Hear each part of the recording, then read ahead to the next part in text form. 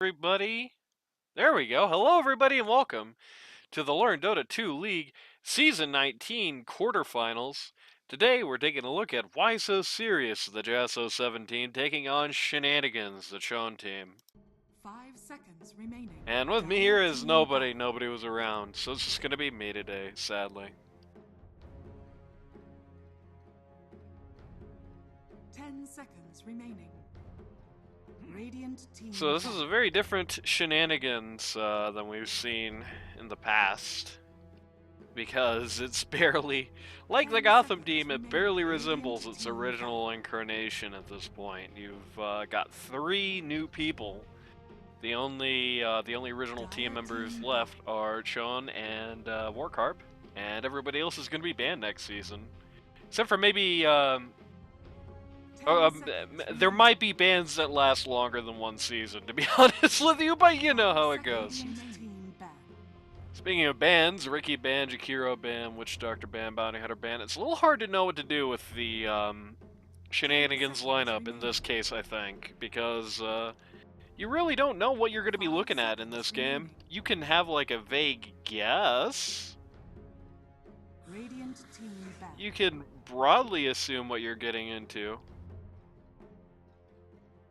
But 10 seconds remaining. You're just kind of guessing, I think. Especially since, really, all 3 of the new people that they got on play multiple roles. So you really don't know how it's going to be laid out. You know, you could hypothetically have, say, you know, Giraffe 1, Big Boy LaCroix 3, Pocket 5. You could have Pocket 1, Big Boy LaCroix 3, Giraffe 5. You know, multiple... Basically, all 3 of these people could at least hypothetically play all 3 of those roles. So you're kind of banning blind. Jaso, probably doing the right thing here, is, for the most part, banning meta stuff, though the Jakiro and the Slark are a little interesting. Oh no. Oh, they did the first pick Lifestealer. Well, I guess we'll see if the old Jaso team's going to be countering that. That's a very counterable first pick, though. At least they got rid of, themselves got rid of one of the annoying things for that. They got rid of the Ricky, which is one of the more annoying heroes for the Lifestealer, that Smoke Cloud. Bad juju for the guy, really. Can go wrong very badly.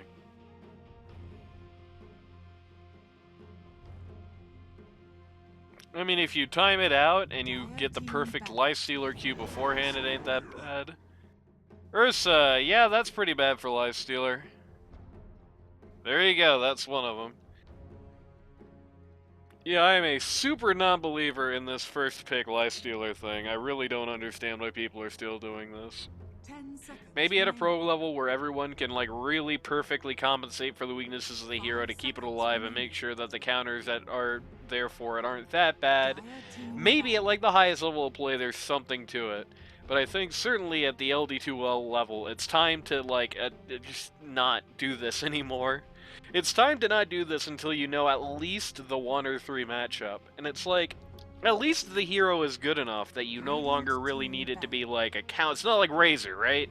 You know, you can pick a Lifestealer in like a middling Lifestealer game and get pretty good results. You just can't pick it into a whole bunch of counters, or else you will cry. And I assume whoever is playing Pause 1 here for Shenanigans will be, well, spoilers already know, because I just made the All-Star bracket, it's going to be Pocket. Will be crying this game. I have that funny feeling. Getting rid of the Juggernaut, getting rid of the Pug. Now, they are trying to screen it. Getting rid of the Warcarp Ember Spirit.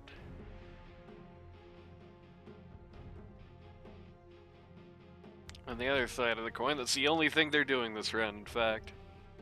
Poor Warcarp. 10 seconds remaining. I just noticed that Shone is in a clan called Bad. That's pretty good.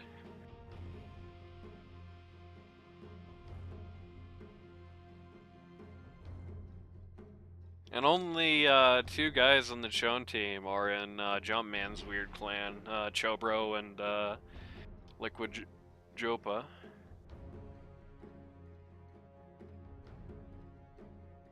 I hope we get Jopa 3 next season so I can make like the solidest Jopa joke or whatever.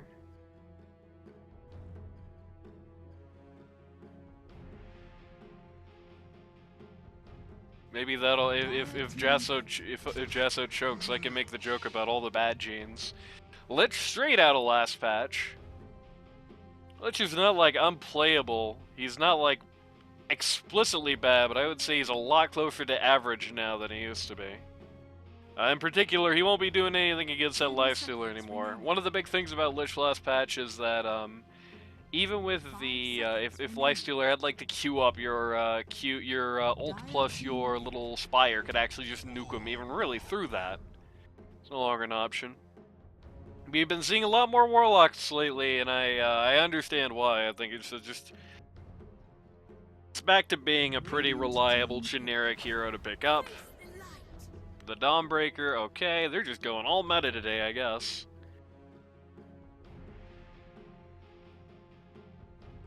Well, they're going all last patch meta anyway. If they just traded the Warlock and the Lich on the teams, it would really be straight out of last patch for the Shenanigans lineup. 5 seconds remaining.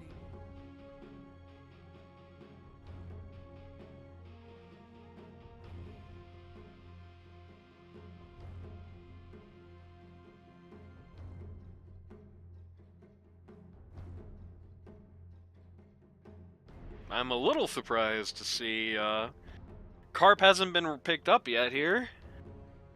One of the things that we know about the Jaso team from having seen them over this season is that it is just as likely Kingfisher picks something awesome that's going to counter your heroes in a big way, as it is that he picks something that makes absolutely... Like, if he picks AA mid, he could do that here. That could be him. That could really be him, right? He could do that just as easily as he could pick, like, something that it would take a genius to run.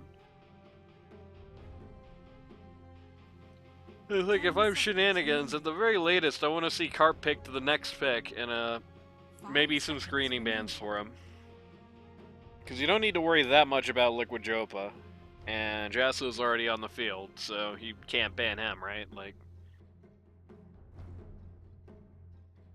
you can just run your mid here, try to get rid of anything that would, like, explicitly end its game, and I think you're in a good spot. At least relatively. For that particular pick. I don't know about the comp thus far. That AA is actually, like, that AA is actually gigantic here. It's actually a really, so long as they can consistently land the ults, is actually a really good pick. And I like the Centaur as well, will help the Ursa, not get kited so much. Not that they really have a good team for kiting him thus far anyway. They pretty much just have open wounds and that's it. Open wounds in the Warlock E, but, you know, if he does that to Ursa, then it's not going to end pretty. But the Centaur Warrunner gets rid of a lot of the kiting factor that goes into the Ursa. And, yeah,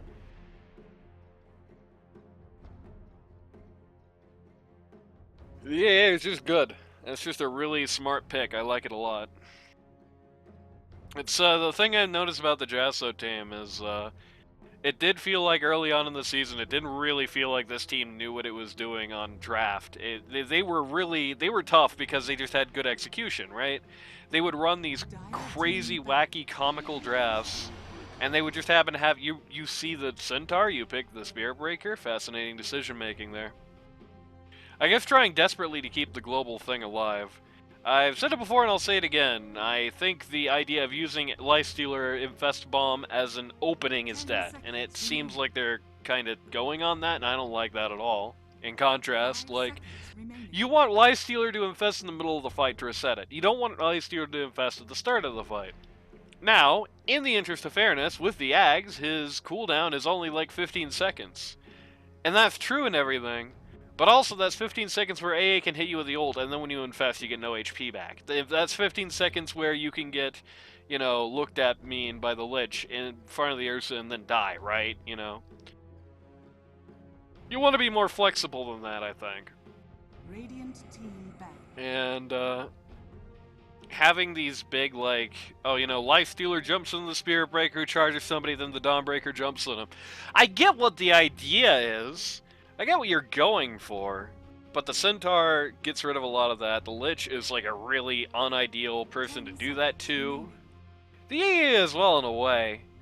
It is a decent target at least. But no, I don't really like this at all. Also means, it's presumably pause 3 Dawnbreaker, which means they're gonna have the Warcarp hero last, which, I mean, I guess that makes sense here, because, you know, you just... if you're gonna pick the Spirit Breaker, you could definitely could have picked it earlier, right? Like, you could have picked the Dawnbreaker later and not had the AA come out to counter it, and you would have been a much better place if you had done that. I can assure you that much. Like, if you don't pick until after that and Cerberix is on a Witch Doctor or something, this game, it looks a lot better. It's a story of two teams, unfortunately, I think I'm looking at in this draft, because as I was saying, the Jaso team started with these bad drafts with a really good execution. That's how they were winning their early games, and now they're having good drafts with good execution, and now they're getting really scary. The Shenanigans team, I thought the real problem with the Shenanigans team, I have a funny feeling I'm going to be elaborating on this at the end of this set, but I'm not going to spoil it. I always felt like the chon team's issue is that they never drafted well. They never figured it out. It never clicked. And I think that's what happened with this team. You know, hold on. Luckily, you didn't hear that. But the team never really found a way to pick out heroes for its lineup, and I think that's what really killed it. You know, Coffee Cat just kept getting these unplayable games back when he was still around. Got Lena into Storm Spirit, I'm not the biggest fan of that. And that's also not Kingfisher, what the hell? I don't think that's Kingfisher anyway. That's definitely Cerberix, that's definitely Jess, that's definitely Liquid Jopa. Kingfisher standing this week or what? Or did he just change his name to something weird? I guess we'll find out soon enough. Well, I guess we won't find out soon enough because this game isn't ticketed, so we won't know until Game 2. But either way, I'm not the biggest fan of the Lena in this game, but I don't think it matters terribly much. In my head, it should be bad into the Storm Spirit. I'm not that much of an expert on the subject, I will admit. In my head, it seems bad into the Storm Spirit, seems bad into the Spirit Breaker. Seems like they have a lot of ability to actually chase it down, and the Centaur Warrunner is great for helping Ursa avoid kiting, but it's not quite to that extent, you know? It's not quite to the point where they can just run across the entire map and not have to worry about it. I don't know why that was so long. Oh look, the high quality banner up there. You know, I never noticed that.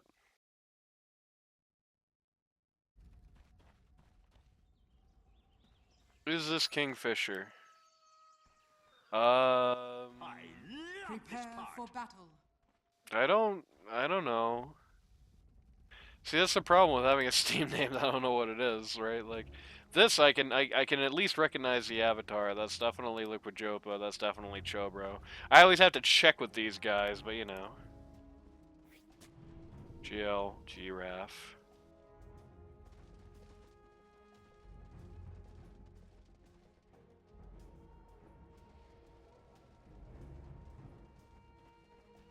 Don't stop me too bad, mid, okay?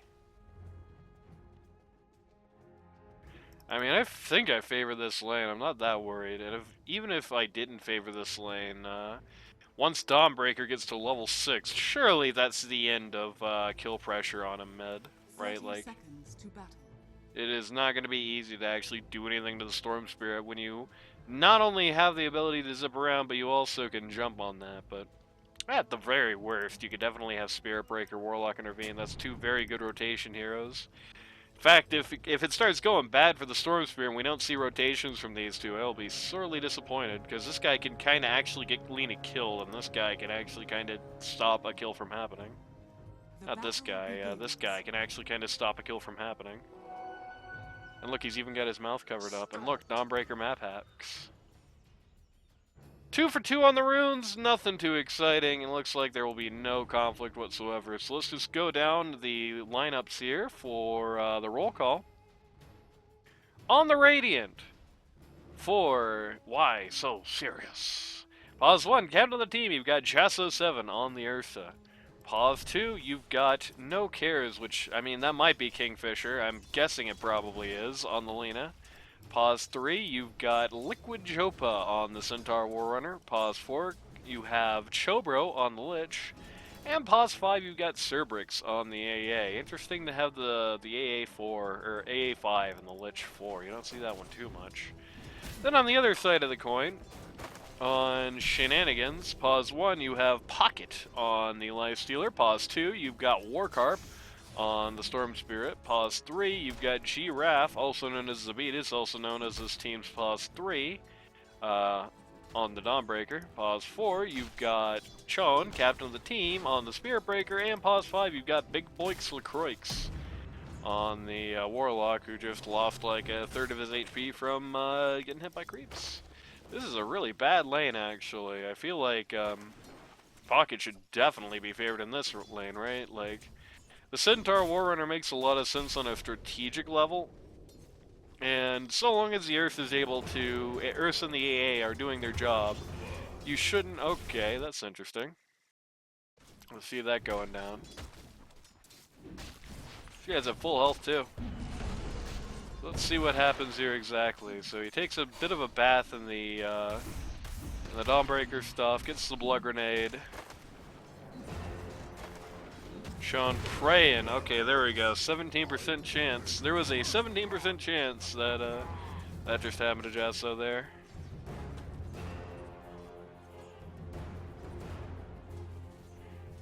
But you roll 17% enough times, eventually you're gonna get it, and Chon gets first blood. But either way, well, in the long term, you know, usually you have the situation where it's like, well, the Centaur Warrunner is just a big meat balloon for the Lifestealer to do a bunch of damage to him. Well, Lifestealer is still going to do a lot of damage to him. The important thing is that, you know, you get that HP back, which you don't if you're AA ulted, and I hope for this team's sake this guy is AA ulted every fight. But in lane, it should be bad. Actually, I don't think if Earth is going to take a casual spill like that, I don't know if any of these lanes are really favored to win. It's, might be 3 for the Dire here. That's sort of something of a stalemate here at mid. Probably using his skills effectively there to keep these range creeps. Oh no, he screwed up on the banner creeps. Sad. That would have been a very slick-looking wave if that hadn't happened. Just walked away a little too early there, but either way, doing a good job securing the ranged creeps with his kit. Both the enemies and his own. Got a bit of a go here at bot. They're going to get the revenge kill on the... okay, Jaso, you're nuts, man. Going to get the revenge kill on Chon, and that's great and everything, but they lose the Ursa to the Dawnbreaker here. Ursa's a very binary hero. He's either awesome or he's not, and that applies to the lane and to the game. I think in different measures. And in the lane, no, he ain't. He doesn't really do anything. So long as she has mana, and a soul ring I don't think would be. Okay, yeah, he is getting that. So long as she has mana and isn't just like breaking her entire HP pool constantly for no reason, then he really isn't favored against the Dawnbreaker at all, and all he can do against the Spearbreaker really is protest, especially once he gets, like, you know, at least one level of Bulldoze. The Ursa really has no ability to actually catch or do anything to the guy anymore.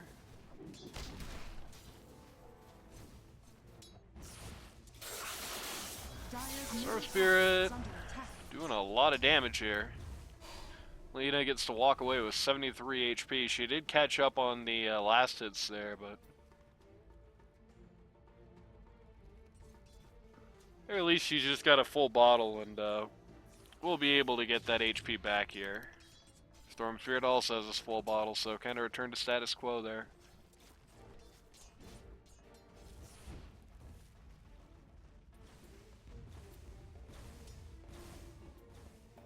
Yeah, Storm Spirit, interestingly, Storm Spirit is down last hits, but he's up for XP. Kind of an interesting, or not down for last hits, down for denies. He's down for last hits as well. He's down for denies, but he's up for XP. Which indicates his denies have been more meaningful, I guess.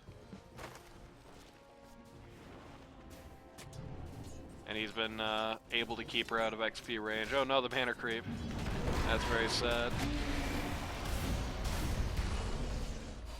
Ursa is going to get really hammered here. Go down to a very low HP. Lifestealer wants to take this Centaur Warrunner, but with that Frost armor on him. It's not a very realistic objective.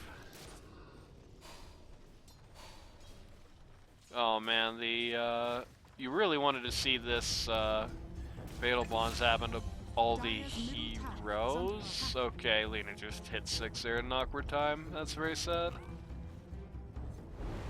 Lena hit 6 before Carp did. What? He was up like most of a level. I guess she got a free wave off tower there, but still, very sad for Warcarp. Dire's middle tower is under attack.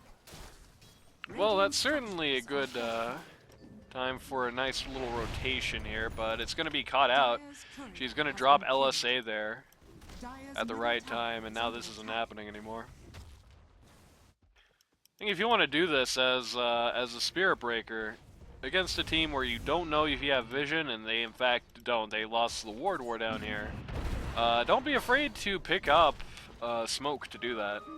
It is very allowed to hit smoke on yourself and then charge. Very sad for the Centaur there, got his Sav cancelled.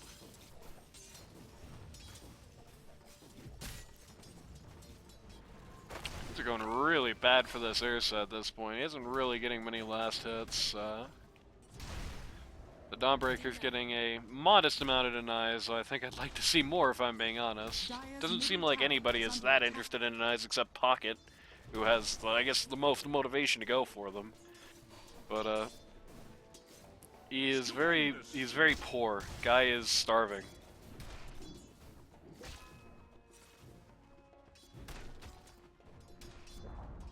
Dire's middle tower Okay. has fallen. She just bowled over Carp's mid here. Without him being able to do anything. He's going over here to get a quick drive-by on the Centaur Warrunner here. And just goes right back to mid. He actually got a couple hundred damage off of this D2 already. That's kind of funny. And meanwhile, a bot. Okay, that's just Ursa just getting caught out there. So with the Dawnbreaker ult now, again, they definitely can tip to the Storm Spirit here, and I think it would be a good idea to do that reasonably at this point. You know, Dawnbreaker is not usually a hero who can sort of carry the banner by herself, right? Like, you want somebody there for her to be ulting in on and be more of a cleanup. Chon, charge somewhere else. Okay, good. He has her to this mystical technique, but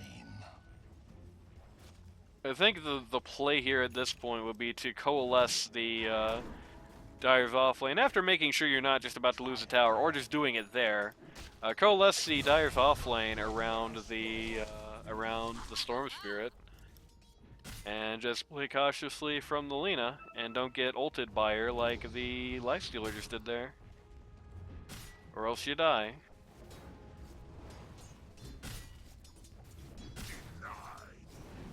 I wonder if there maybe is a bit of defeatism going on here. Definitely doesn't feel like they're really playing this like they want to be. They're going to pull in the troops here on top of Centaur, who he's not actually level 6 yet. Giraffe, hit your soul ring, do skills. Giraffe, hit your soul ring, do skills. Giraffe, okay, there we go. He's going to get stunned, stun the Centaur back before he's able to TP out. Centaur tries to Sav in desperation, it only just wastes a little bit of his gold. Tries to get denied by the creeps, no such luck. That was a very long time to be doing that, but it's probably okay. Unfortunately, the Ursa has realized the absence of the... Oh no, Storm Spirit really doesn't have enough mana to pursue that right now. Realized the absence of the Dawnbreaker and just ran over the Storm Spirit, which is the right thing to do. If you look at the net worth chart here, it's a little bit worrying for the Dire at this point because Lena is ahead by a pretty considerable margin, and the Dire's best option is the Dawnbreaker, who doesn't really benefit all that much from being in this position right now. Dawnbreaker's going to come in here to try and break up this go on the Warlock. Doesn't actually come out, but they're going to... Okay, Lena is dead here. Okay, that's pretty good for the Chon team. They're going to maybe, probably, no. Spearbreaker's going to live, actually, and Pocket's going to get another kill. Okay, no, the Giraffe is going to get another kill. Just a nice kill secure there, I guess. Warcarp wants the Lich. This is a smart way to split this fight. Warcarp going after the less likely kill here. Sadly, he can't actually get the job done because he's out of mana again, but you know how it goes. Drink your bottle, my friend. Radiant's top tower is under attack.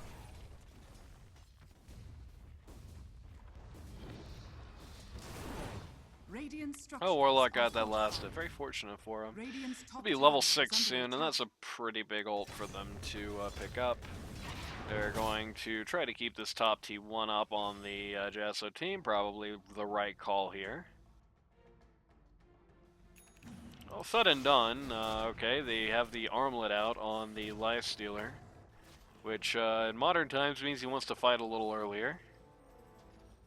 I think this is fine, and you know, in a lot of cases, especially if you're not doing the best, you're pretty much getting the Radiance in the same timing there. Like the armlet will, if things are going well, and especially if you're able to get in on fights as a result of it, like successful, valuable fights, not the Ladder Classic where you walk across the whole map and slap a support for 100 gold that you could have gotten like 4 times on the way there.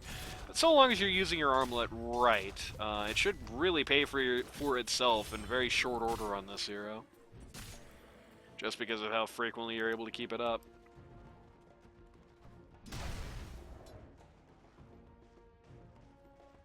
Storm Spirit's still sitting here at half mana. Oh, he's gonna walk right into a regen here. That's a very lucky situation for him. And he does the right thing. He gets that regen rune. He looks around the map. He sees something happening up bottom. Immediately kind of starts posturing that way. Or no, he immediately starts posturing on this stacked camp. I guess that also works. Alms for the dead. Regeneration. Gonna hit the regen rune, start balling to the bot. This is not the ball he needs. He needs to ball more. They're playing very scared on the Jaso team. Oh no, no, no, Carp! No! I can't believe it, bro. Oh man, he only has himself to blame for that. Okay, no, it actually was the Lich, but still. Do not let a regen rune go as the Storm Spirit, guys. Don't let that happen. If it's about to blow up, just ball nowhere. You blew it. That is right. That was just a very unfortunate play. The Storm Spirit had to ball a lot more conservatively there. If he had been able to go from farther, right? If he had been able to use the regen rune and just snipe from a farther distance, then not only would the Ursa be dead right now, he would also have the ability to just immediately start using his ult again the moment that came up. So, bit of a tragic situation there. I'm sure Carp probably still has the old version of the regen rune in his mind, but yeah, you can just do that freely now. You never have to worry about like your regen rune getting cancelled or anything. The only issue with it is that if you heal to full and you have full mana, it stops. So, very sad situation there, has tilted the advantage both in number of kills and in terms of money to the Radiant. And Warlock is getting like almost all of this. Oh no, baby. That ain't what you want to happen. Kind of awkward there.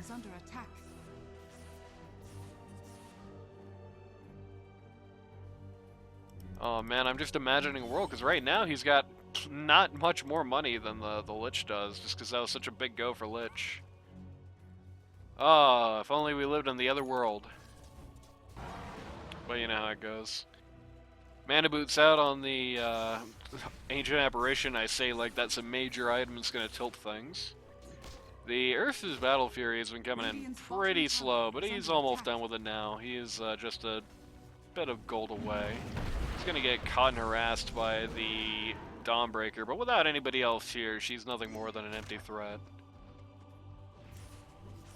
It doesn't really feel like the Radiant, like the Dire, is playing to their strengths right now. You did have that disastrous go up bot, but that was just, you know, a situation where you had kind of bad positioning, bad general, like the bad tactical execution there. I think probably the way this team should be operating at this point right now is by having the, you know, the Spirit Breaker and Dawn in front of the Storm Spirit, picking targets to start on and then following them up. Instead, they're the ones getting started on. Giraffe is, yes, is hit by the AA ult there, so he is very screwed.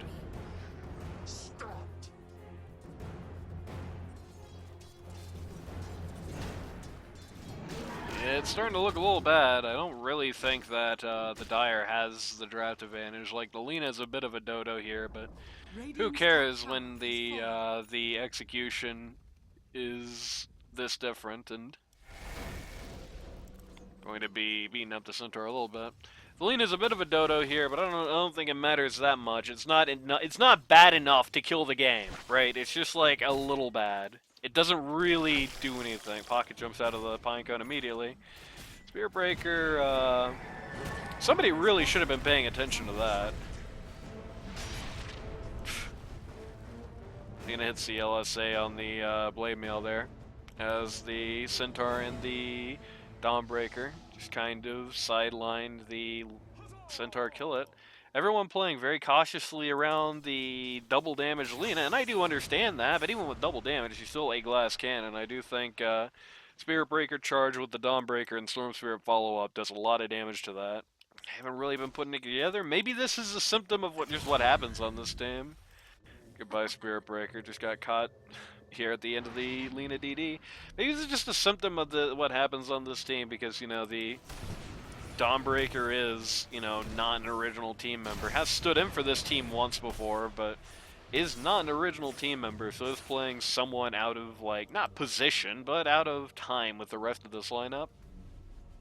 So strategically, they're seeing, you know, not necessarily the play you want to see, and perhaps that has a lot to do with it. You know, I feel like if we saw the world where you just had this team from day one, hypothetically speaking, then I think that would be a bit different. But thus far, not so much. Oh, like, there's a lot of books. Well, he has a couple books anyway. We are bullying the Centaur. This is like the wrong guy to bully. I said before and I'll say again, right? One of the sad things about Centaur, but that's also one of the happy things about Centaur, is that he doesn't really care that much how things go for him, right? Centaur is fine being right here, because all he needs is like, you know, the Blink Dagger, really. So long as he has that Blink Dagger, he is like fine with anything else that happens to him in this world. He doesn't scale very well. He's probably one of the worst scaling Pause 3s, realistically. Even with his shard, he still scales pretty poorly. Therefore, if you're bullying the Centaur Warrunner, if that's the guy you're getting picks on over and over, not so great. I think you'd really much rather, you'd much rather pick this thing off, because this hero is not that hard to pick off, and you get a lot of upside doing it. And this hero, you also get a lot of upside doing that, but it's a lot tougher to pick this off. Last time we looked at Ursa, he was near Battle Fury, and now he's got the full Battle Fury and bought an entire Blink Dagger, and that was just a minute. That's not really looking that good. Lifestealer, as mentioned, he will be getting his Radiance just fine. Even with a few distractions, he hasn't really been interrupted particularly much. And as stated that, like, I don't really think without the armlet that he's going to get the Radiance much faster than 20 minutes anyway. And certainly it also prevents him from actually doing something of substance until then. Storm Spirit, a little distressingly poor, though. Oh, they just saw this double damage with the Dawnbreaker map hacks. Thanks, Dawnbreaker. Radiant's middle tower is under attack. They also know that Jaso is pretty close to top. They're positioning a little aggressively on him, but he's already kind of withdrawn here. Dire's top tower is under attack. Radiant's middle tower Everybody TP bottom and deal with this thing. Everybody TP bottom and deal with this thing. No fetch. Again, is it a morale thing? Is it an, oh, Kingfisher too good, we can't beat him thing? Because this is like a beatable hero. This is probably the most beatable hero they have. And it feels like this team is really hesitant to just like they should surely. They have the Dawnbreaker roll. They have a Storm Spear, right? They should be charging this hero like basically whenever it's on a wave, unless it's like, you know, on a wave by their T3s, right? Like a big glass cannon. Like, yeah, she got the LSA one time when it was really forecast and he ran under a bunch of wards, but again, there are solutions to that. Dire's top tower has fallen. I feel like the Spirit Breaker, maybe Chon is very conscious about trying to keep his KDA healthy, but my brother in Christ, his Spirit Breaker, nobody cares if Spirit Breaker dies a bunch. That's not what you're there to not do. Radiant's bottom tower is under attack. Radiant do a very quick Tormentor, which goes to the Ancient Apparition, just to make his ult, which is going to be big in this game, a little bit worse. Well, Radiant, I was going to say Radiant take out the mid T1, but they all split up. So maybe they're still going to do that. Warcarp's just going to stand in front of it and get ulted and die. What a waste. I don't understand why everyone split up there. I think going for the T1 mid was a very obvious move. Very strange. Spirit Breaker wants to tussle with the funny bear here. He's going to lose a lot of HP to the Battle Fury, funnily enough. He's going to, oh man, back out at the worst possible time. If he had just ulted his first opportunity, this is a very viable kill. Still somewhat viable, especially with this Dawnbreaker follow-up. Oh yeah, this guy is, okay, no, that's too much! They do use the Centaur ult to get him out of here. And no, big boy, okay. I'm going to say big boy, micro your creep. Oh man, Chom praying for a miracle there, praying for the 17%, but does not actually get that. Super awkward go. Just no commitment on it for a very long time. It didn't look good. It looks like this team is just in a bad spot. That was a very viable go. It was a very viable objective, and it just felt like the reason that they lost out on it was just pussyfooting. They overcommitted to one specific part of it, and then didn't get the kill, and then said, oh well, like there's just everything wrong they could do. They kind of did. Very unfortunate. Lifestealer has Sanj looking for Andyasha. Ursa looking for the BKB here. Pretty close to it. He's also got the second place. It feels like the window of opportunity for the Chon team is closing pretty rapidly.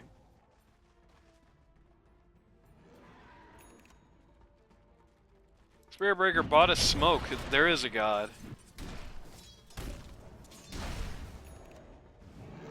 He's got his vessel coming out soon. It's a little late, which makes that kind of rough. Like, you're going to be bringing out the vessel when the Ursa already has the BKB. The good news is that there's somebody who's not even thinking about BKB, but you'd have to, like, charge this person, and it seems that this team doesn't want to do that thus far.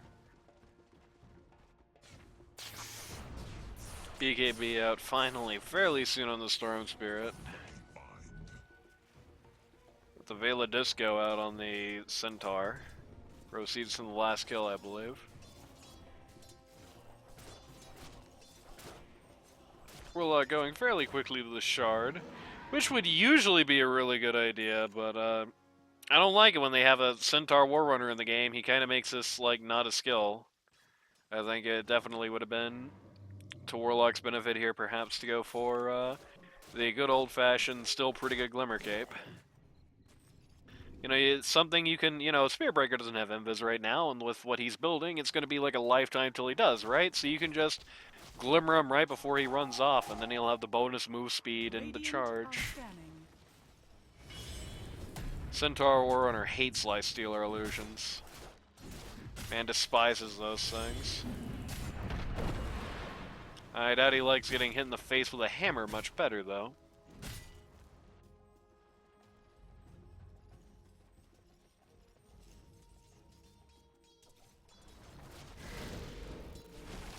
Got the Rod of Atos out on the Ancient Apparition just to make him more of a kiting god. Going to be very rough getting around fights when you're not magic immune. And Lifestealer has the ability to power through that, make no mistake. It's just you kind of would rather not. You'd rather not just be completely forced to use just that exclusively. Spiritbreaker is charging. Going to make the Centaur Warrunner blink to his team, but nope, he was just charging this wave up here. Just trying to get this farther away from top. And he almost accidentally stacked the camp, too. He almost accidentally pulled as well.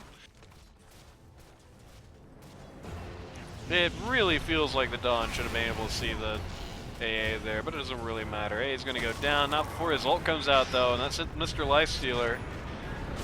Oh no, that was like the worst possible outcome. The Dawnbreaker jumped away from him when I think Pocket was looking for that friendly face to go inside of. He is going to live, but just with barely any HP. They did get the Lena here, so it's a pretty good sized kill. Pocket, use your ult! Pocket, use your ult! Pocket, use your ult! Pocket, use your ult! Pocket, use your ult! There we go. Holy crap. Here's losing a lot of damage to the Blade Mail. Is actually going to go down here.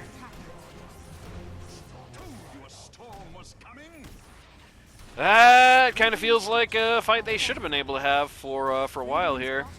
I guess that was just the power of the Lich ult not really being available or much use. Power of the S&Y being out on the Lifestealer. And the 9-second BKB for the Storm Spirit, but still, a very good fight overall. 4-for-1 trade, 3,782 gold changes hands. Looked scary for the Dire, but the everything going down how it didn't seem to have that much of an effect for them, so that's good. Largely, I'm guessing, because they were able to take out the Lena before she did virtually anything. She didn't even get to ult in that, so. Dire's going to do Roche here. I believe, yep, they are going to get caught doing that. Everyone is going to run by vision, and everyone is going to get hit by an AA ult. And, okay, yep. Game over, good night. Three dead in the combination of the Centaur Stomp and the AA ult. The rest of the team cleans out the rest. Liquid Jopa says the question mark in all chat. It's not really very nice if I'm being honest with you.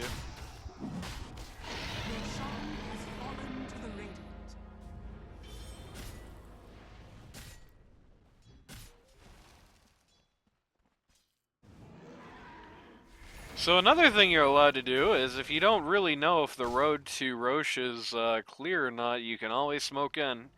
I feel like I've been seeing this particular misplay a lot in quarterfinals, in particular for whatever reason.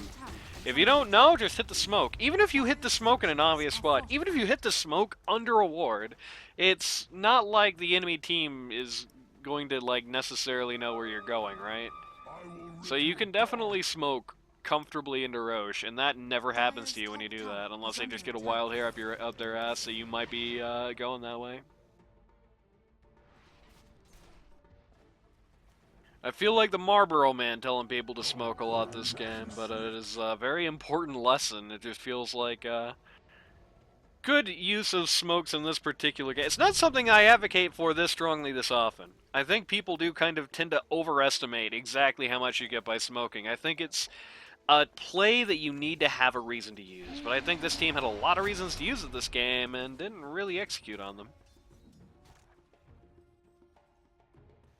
That fight, it really felt like a backbreaker. They had the little fight to give them the advantage there for that one moment.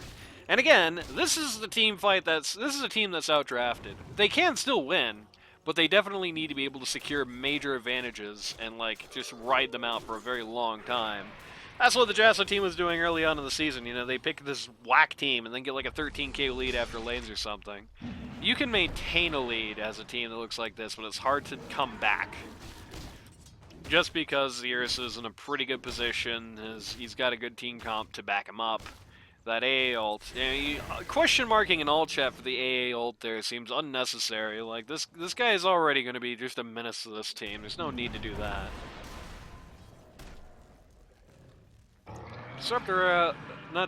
Dawnbreaker will soon have a Desolator here. You have kind of a awkward Centaur ult there, not really sure exactly what it was about.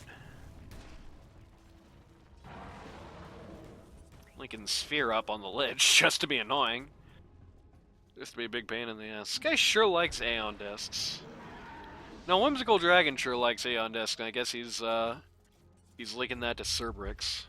But the important thing is, people sure like Aeon Discs. Lena getting very close to Satanic, has the Shard queued up.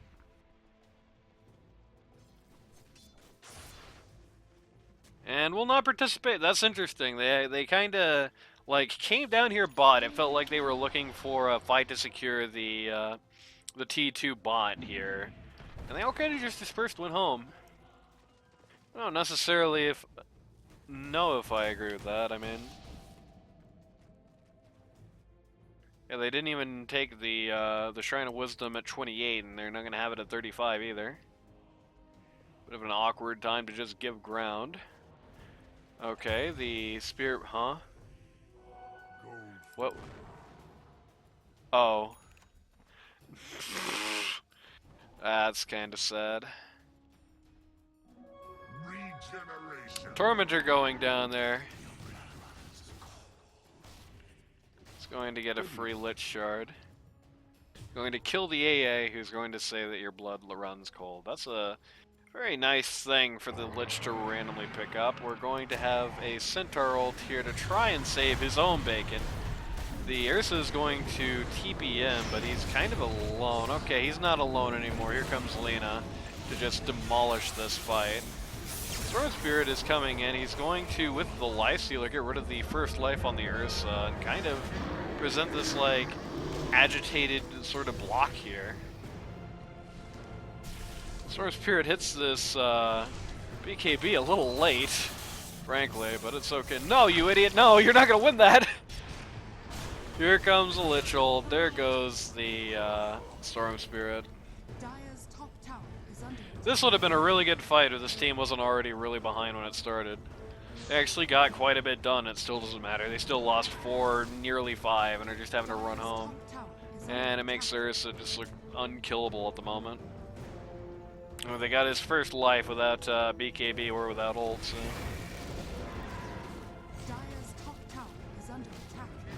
And they got his first life without him using BKB or ult, and all it took was almost everybody on their team to do that. Spirit Breaker making a very crazy charge out, decides this is a very crazy charge out, and turns around. Big Boy is now going for that Glimmer Capes. Who's that?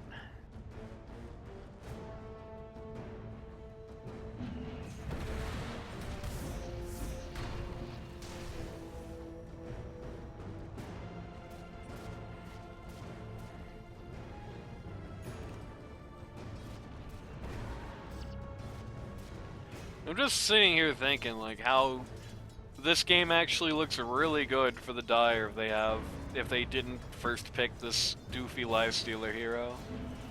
Like, look at this as a PA game. Like, I know this was the first pick. They probably wouldn't have picked the same lineup if it wasn't Lifestealer first. Okay. Going to drop the whole house on poor Warlock here. Doesn't seem to matter much. The cores are in way too late in the fight. Okay, the Lifestealer just eggs revealed on the Ursa there, and what a big egg reveal it was. But Spear Breaker is bought back, has charged out the Lena here and is not going to win the fight anyway. At least Lifestealer is going to maybe get the Centaur. Yes, he is.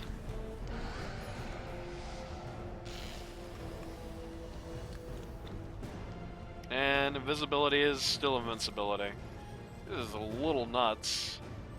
You could actually just kind of turn around and kill her right now. Okay, she's gonna not try to fight that. Overall, very slight win for the Radiant if you just count the gold it used, but because that buyback happened on the Spirit Breaker, it was actually about 1,000 gold swing. 2,747 gold for the Dire, mostly in the hands of the Lena, the AA, and Centaur. Nobody else really got anything out of that. MKB and Satanic out on the Lena.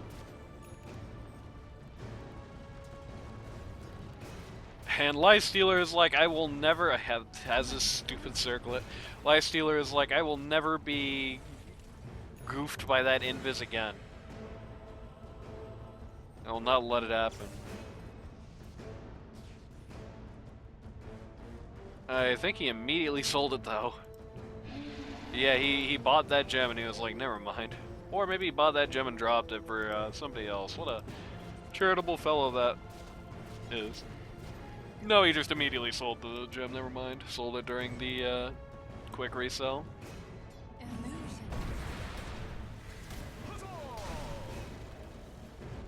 Storm Spear going for a Hex. Definitely a very good thing to pick out here.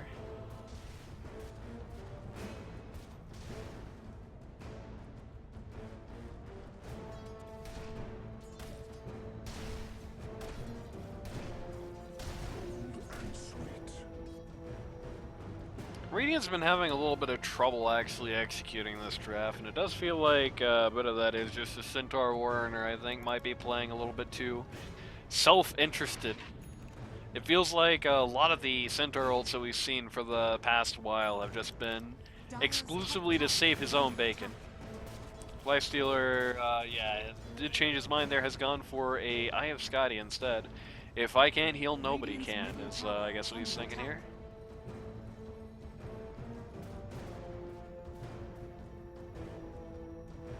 Glimmer and Lincoln's buddy. Lena is chasing the Spear Breaker, which is kind of a waste of her time, really. It's an awkward path for these creeps to be going. Kind of like the play in a way. He's just like he's letting this creep wave following him as a way to encourage the Radiant to keep following him, but can't really actually come in and try to get rid of him. This set makes Stormspear look like he has a really tiny head, I gotta tell ya.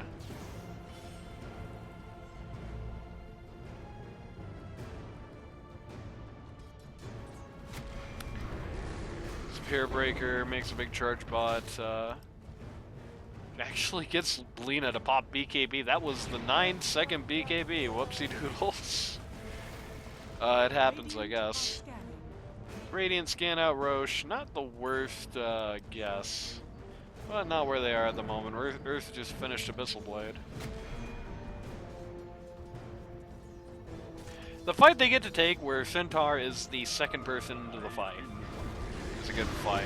They're going to find and just completely get rid of the poor Spirit Breaker here. Storm Spirit is going to find out he is not the only one who knows how to build. Oh wait, no, he didn't build it. He didn't get Orchided there. He used his Orchid before he died. He's going to find out he's not the only one who can kill a single target very quickly. And everybody's just going to get run over. It's exactly what I was talking about, amazingly.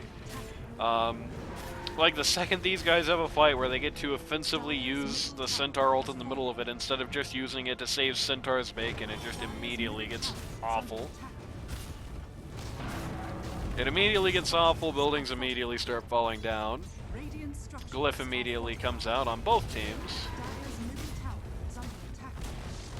Dire's middle tower was And there goes Rex. Dire's middle barracks. Here a mid. Dire's middle barracks are under attack. Dire's middle barracks. Centaur purchases a whole fleet in the air with the proceeds from that fight, by the way. Pretty good item from now, actually. Spirit Breaker is going to go really nuts here. Just go way deep to get nothing really done. Lich Ult coming out. I think the Ursa maybe had an opportunity to just bring Lifestealer just to where the Lich Spire was and come back into this a little bit more HP, but I can't imagine he's that mad. He's even going to get hit with the salve from the AA. Isn't that a nice guy? Dire's middle tower is under attack. Warlock's gonna bite back here, but without any golems, it's a little hard to see what he's going to do. Giraffe is going to go deep into the middle of this, try to get something done. He's going to get the AA. AA is going to get him too, Dire's ancient is with the ult. And in the distraction, Earth is actually going to go down. He was still very low from the last fight, but... okay, I was going to say, I don't know why Lena's playing this so scared. And yeah, she just hits BKB, hits the Satanic, and kills everybody. You have the ult out from the... no! Big Boy LaCroix, no! Ult out from the Dawnbreaker, doesn't actually do anything. Another Satanic used by the Lena here. Carp's going to silence her and then die to get the Lena a rampage, and that's the end of the game. And everybody's going to tip Kingfisher. And Giraffe is going to call GG. Radiant victory.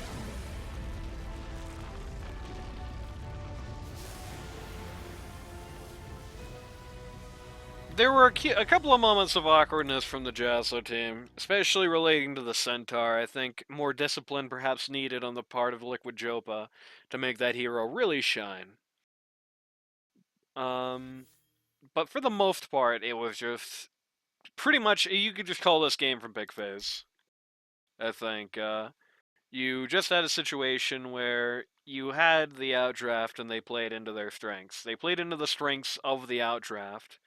When the Centaur was able to do his job, you would have fights where, you know, the Earth would just be running around at Mach 10, just rolling over everybody he touched. Nobody was able to get away from him.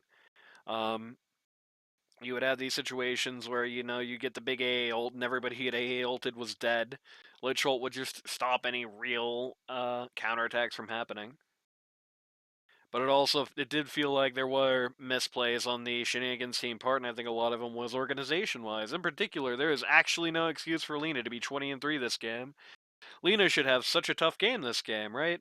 And, you know, the end of lane phase was kind of a beef, right? The Warcarp, you know, kind of goofed at the end of lane phase and getting into the open game. But it wasn't like an irrevocable goof. It wasn't like, you know, horrible. He didn't just, you know, go 0-20 or something, right? Like, he did play it kind of wrong, but like the rest of his team around him also played it really wrong. Again, when you have a comp that looks like this, surely the play is you have Spirit Breaker charging somebody, you have the Storm Spirit not far behind him, you have the Dawnbreaker jumping on top of that, you know, combo's head, potentially with a Lifestealer inside if you want to do that at that point in the game, and then you have the Warlock creeping behind them to do the follow-up if the enemy team responds, right? But he doesn't have to be there in the nonsense. You can have that little fire team of the Spirit Breaker, Dawnbreaker, and the Storm Spirit, no matter what, very easily. And it felt like we didn't see it this game. It's still unlikely that they would have won, if I'm being honest, just because of the outdraft here. But at the very least, they would have been able to keep the thumb down on the Lena, who is a big problem, a much bigger problem for them than she really should have been. And Ursa did kind of misplay a lot of things in the early game, so if they had actually kind of done that, then those misplays that Ursa made might have mattered. I do think this is a game where it's like, it definitely favors Why So Serious, but because of the way things kind of panned out, it's a very realistic place for the Shenanigans lineup to actually win this, but just because of that, because of some of the small things, like, again, did not really need the shard on the Warlock. Definitely could have just gone to more valuable items. He never even finished that Glimmer Cape by the end of the game, you know? And I would be very surprised if 1,400 gold would not have bridged that gap at this point, right? Spearbreaker as a Vanguard. I don't know, it's like the with the way things went down, it does definitely feel like there was room for the Shenanigans team to at least make an argument for the victory here. It didn't really come out, and the little 4 by this Portrait Life Stealer does make me kind of think, but he didn't play it badly. He had a really good Ags reveal in particular. That kind of surprised me too. I didn't know he had it at that particular moment, but yeah, I don't know. I don't know. I don't know. This wasn't like a horrific throw where Shenanigans should have won, but it definitely did feel like the team didn't really look too great here.